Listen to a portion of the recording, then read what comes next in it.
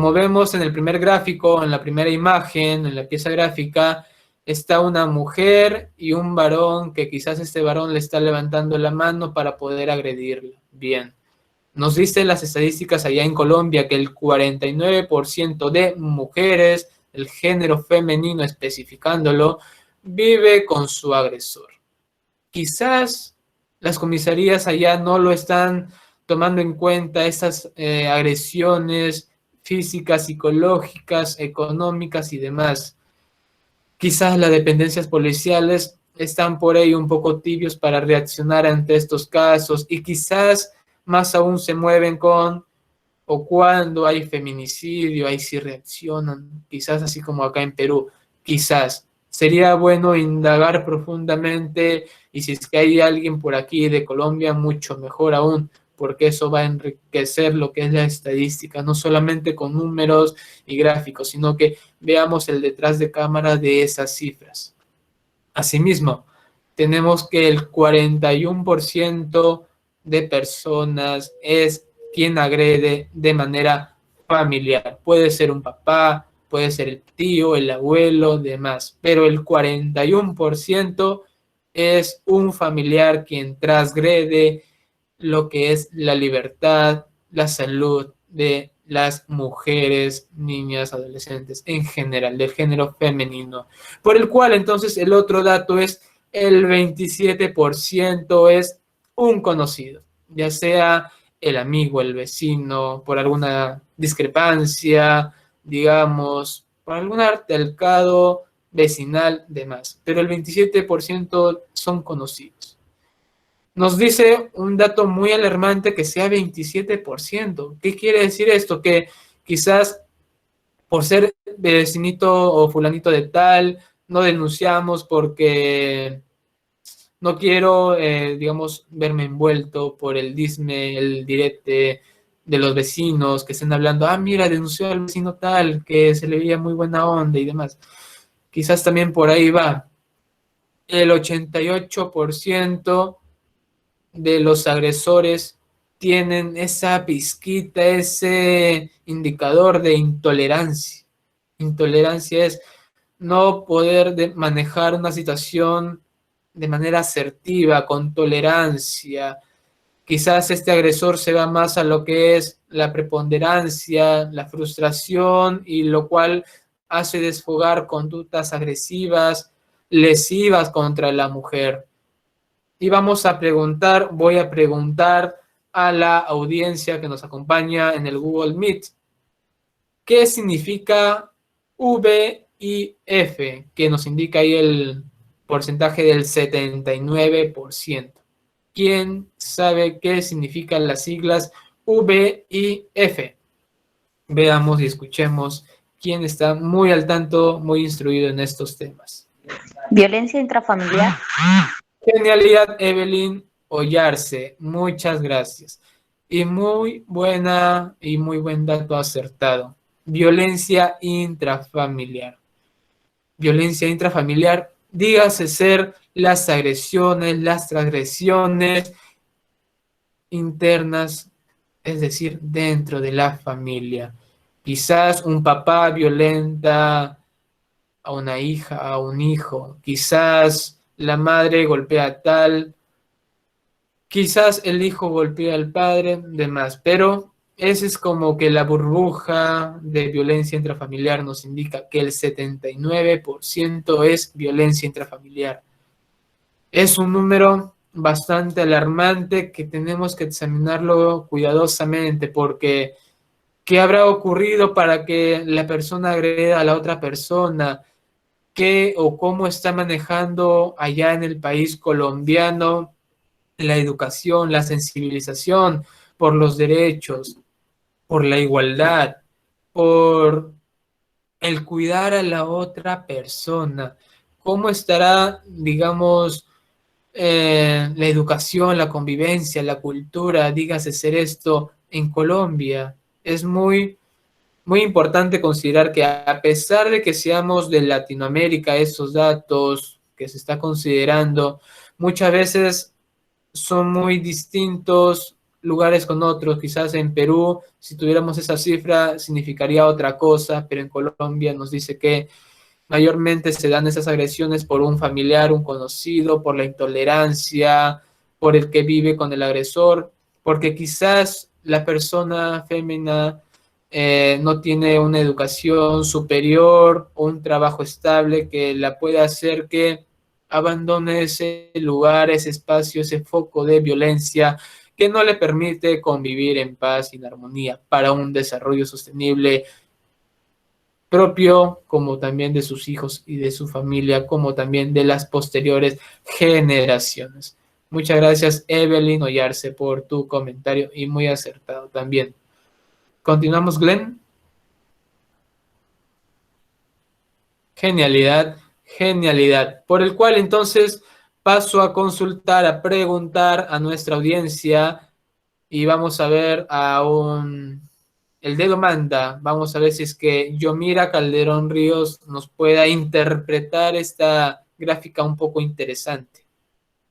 Yomira, ¿estás en cabina?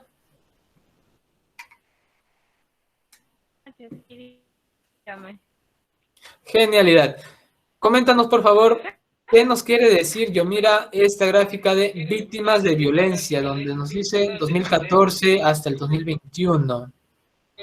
¿Cómo lo interpretas? Nos está dando como una estadística, ¿no? De que cuántas víctimas ha sido de violencia durante esos años, ¿no? Desde el 2014 hasta el 2021 y vemos que en el 2019 ha sido el mayor porcentaje, ¿no?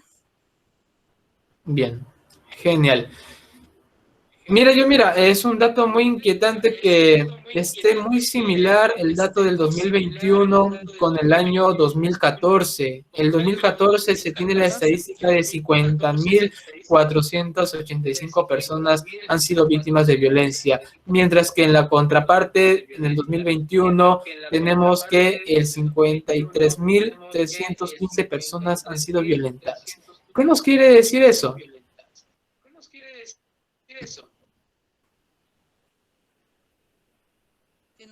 En el 2014 para el 2021 es como ir en escalón del 2019, como le dije, de porcentaje mucho que hemos tenido a un 2021 que esto algo sin, no tanto porque los 3 por mil.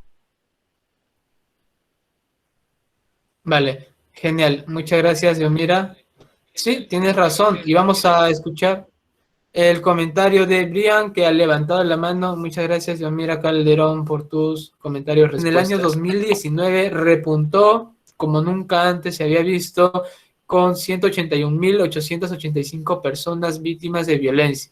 Quizás, ojo, en ese año se hizo una campaña magnífica, grande, sobre sensibilización, también sobre capacitación a los comisarios, a las comisarías, a las dependencias policiales, para que puedan atender esos casos de violencia en donde la mujer está siendo violentada psicológicamente, económicamente, como dice también Yenka, la dependencia. Son muchas cosas que tenemos que ver. Ojo, quizás en el 2014 no hubo como que la tecnología, las redes sociales, los influencers, las personas que están por ahí, digamos, teniendo muchos seguidores. En el año 2014 no había mucha cantidad de personas que hagan eso. Muchas personas no tenían mucho Facebook, quizás muchas personas no tenían celulares buenos para ver esas noticias, estas cositas. Entonces no se enteraban, no estaban informados. Quizás el Ministerio de Salud no estaba por ahí sensibilizando. Los psicólogos, las enfermeras no iban a las casas, a las comunidades, a hacer este plan de sensibilización, de prevención. Son muchas cositas, por el cual 2014-2015 se mantenía por ahí, pero ya como la tecnología, la globalización nos permitió conocer, interactuar más, va repuntando, va creciendo, por el cual entonces es sorprendente, es inquietante, y también considerar que en el 2020 el recojo de información estadístico había parado, por lo que es el comienzo de la pandemia, se han visto muchas cosas, entonces las cifras han hecho un pare en junio del 2020. Entonces los datos que estamos viendo ahí es enero a junio aproximadamente del 2020, donde se han reportado víctimas de violencia. ¿Y qué otras víctimas de violencia que se han quedado calladas, que han tenido temor por sus vidas, de no denunciar mejor para no atentar contra su vida, quizás para mantener los lujos, las comodidades con sus hijos? Y ojo, esto es muy cierto lo que les digo. Muchas personas prefieren convivir en ese ámbito de violencia para que los hijos no se vean perjudicados en cuanto a la salud, la educación. Un ejemplo de esto es cuando yo atendía a una paciente allá por El Milagro, acá en Trujillo, en La Libertad. Esta personita me decía que como ya no estoy con el padre de mi hija, el padre de mi hija está allá en Lima, y me dice que si me ve con alguien, los vecinos le dicen que estoy saliendo con alguien, o digamos, me estoy descuidando un poquito de mi hija, me va a cortar la pensión, ya no va a venir a verla a su hija, ya no va a tener lo que es la educación privada, que cuesta carito aquí en El Milagro, en Trujillo.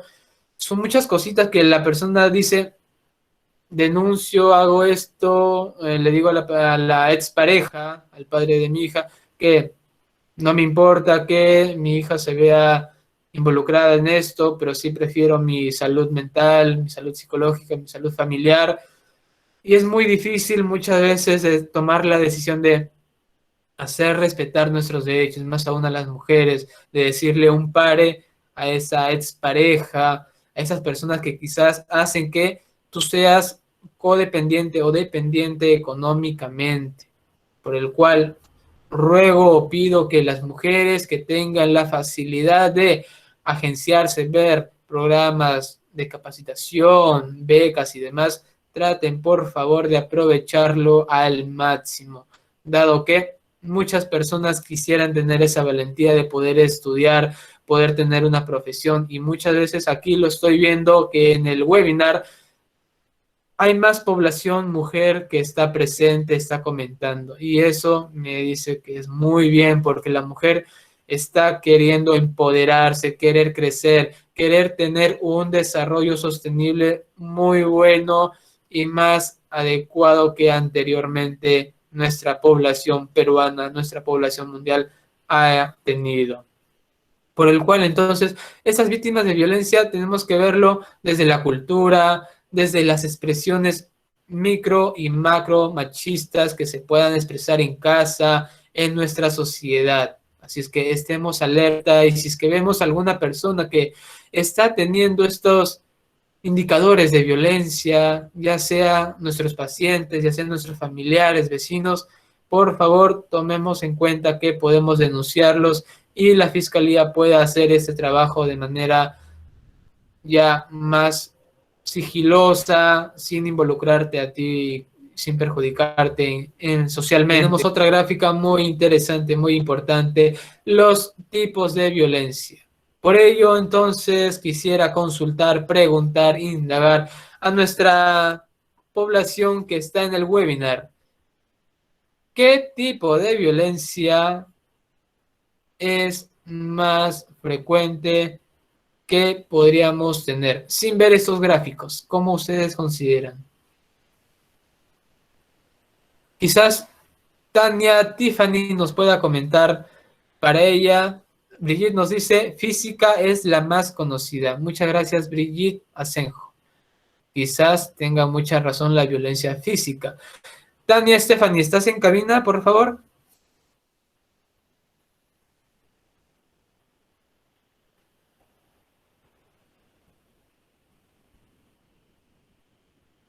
Muy bien, creo que no está en cabina, quizás. Muy bien, no va a tener su certificado de asistencia, no hay problema. Evelyn nos dice, inicia con la psicológica. Bien, interesante. Ya tenemos dos nociones, física, psicológica. Antes de la física, pienso que la psicológica, pues ahora, muy bien, física. Genial. Glenn, ¿puedes leerlo, por favor, los comentarios? Por el ciclo de violencia. Muy bien, Evelyn Oyars. Muchas gracias. Glenn, ¿estás en cabina? ¿O Midori? Sí, básicamente hablan de física, que es lo que más se puede visualizar en las noticias, pero muchas veces es la psicológica. Genial, genial. Y tienen mucha razón. ¿Por qué entonces sería la pregunta? ¿Por qué la física estaría como que muy conocida, muy presente en nuestra mente, de que sea un tipo de violencia muy perenne en la sociedad? Quizás porque mayormente se creía, y actualmente no lo es, que para denunciar o para tener voz en un proceso judicial tiene que haber una huella, una evidencia física, por el cual entonces muchos antes, actualmente ya no, desestimaban lo que es la evidencia psicológica de que la persona tenía un proceso de trauma, de inquietud, de que ha pasado por un proceso de violencia psicológica, el menosprecio, la discriminación. En el ámbito económico de violencia sería el no permitirle gozar de el sueldo que se tiene en la familia, el dinero, quizás los esconde el dinero, quizás lo gasta en alcohol, la pareja y demás cositas. Violencia sexual, muchas veces es que el varón siente esa cuestión de que, estoy casado con tal fulanita, soy su dueño, soy su protector, yo puedo hacer con ella lo que se me venga en gana porque es mi pareja, es mi esposa, etcétera. Entonces yo tengo derecho con ella y en ella. Y no es así. El hombre no es dueño del cuerpo de la mujer, todo lo contrario. La mujer es la que tiene ese derecho. Evelyn nos dice, no hay concientización de los insultos. Muchas gracias. Len, ¿lo puedes terminar de leer, por favor? Hola, no hay concientización que los insultos, el desestimar la autoestima, el prohibir ropa, maquillaje es violencia psicológica. Algunos perciben eso como protección. Cierto. Sí, mucha razón tiene. Mucha razón. Ciertamente. Por el cual entonces vemos aquí el gráfico de que en la violencia sexual hay 6.539 personas que han denunciado o están teniendo este tipo de violencia en su entorno.